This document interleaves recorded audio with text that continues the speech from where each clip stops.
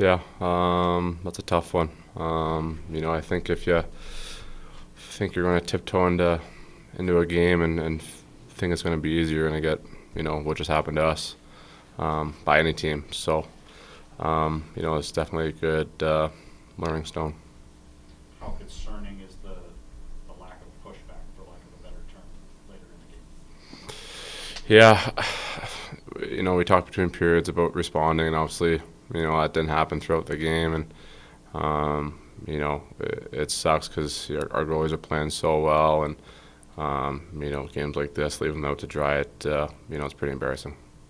How surprised were you that a game like this after the way you guys played in the second half of the homestand? Yeah, maybe we thought we're playing good hockey and it could be easy, and like I said, if you think it's going to be easy, you're going to get one handed to you.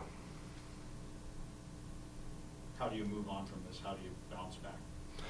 Like, you just gotta, obviously, tonight's gonna suck, but tonight did suck. So, but tomorrow's a new day. Good practice. Respond the next two, and still make a good road trip. When things are going that badly, what can a player do? What should the focus be when you go out for a shift? I think just keep it simple. I think, I'm a big believer in lines, blue lines, getting pucks out, getting pucks in, and when stuff's not going your way, you just want to simplify things. When you get doing too much, it usually, costs you. So, we had a good, second half there where we played simple and played behind teams and cycled the puck and worked off that. And today it just seems like, for whatever reason, we just didn't want to do that. Tanner, obviously there were high hopes coming into the season for the team. This already wasn't a great start to the season, and then of course this game happened. How much does that test the belief you guys have in this group? Yeah, I think obviously it's better to happen for the first 14 games rather than games 70 to 82.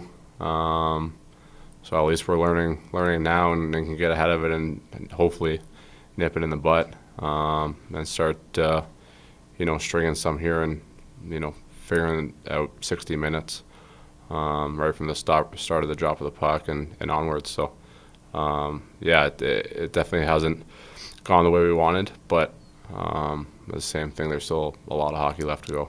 If I'm not mistaken, you've trailed at some point in every game save for one to this point in the year. How much harder does that make it on your group? And certainly getting behind by 3 tonight is tough, but how discouraging is it when you find yourself behind game in and game out? No, I've said over and over, it's, in this league, it's not easy to play catch up. And, I don't know the stat on it, but, I bet you the percentage of teams that score the first goal, win pretty frequently. So that just, goes to show with that. It takes a lot more effort to, play catch up than, play with a lead. All right, we have one question lined up on Zoom at the moment. That's Thomas Drance. Drance, go ahead. Tanner, for the most part, your club's been in the games you've played, but you've now had a couple of performances after the Buffalo performance and tonight where, some of the players who played the game had harsh words for the effort level. How do you as a group make sure that's not a trend? I think we just got to be honest with ourselves. If you think you play well, you could be kidding yourself. And I think the honesty is a big thing. Accountability, that type of stuff. So, we got to respond definitely. But yeah, we got to definitely look ourselves in the mirror after that one. Okay, we'll go now to Daniel Wagner. Daniel, go ahead.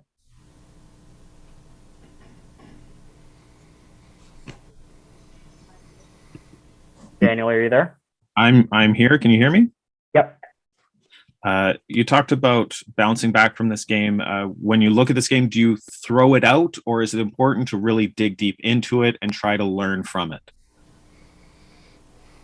I think you got to toss this one, to be honest. There's a whole lot to learn from it.